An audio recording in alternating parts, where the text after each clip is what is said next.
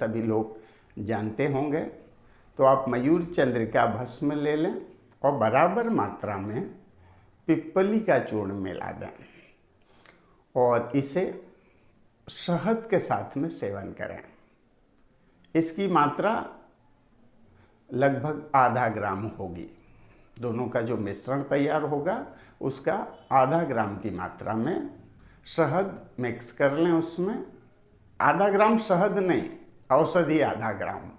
कई बार लोग प्रश्न करते हैं ऐसा। तो ये जो मयूर चंद्रिका भस्म और पिप्पली का चूर्ण है, जिसका जो मिश्रण तैयार हुआ वो औषधि आधा ग्राम और उसमें शहद मिला करके उंगली से मिला दें और उसे धीरे धीरे करके चाटें। इससे श्वास, खांसी और हिचकी ये तीनों में लाभ मिलता है।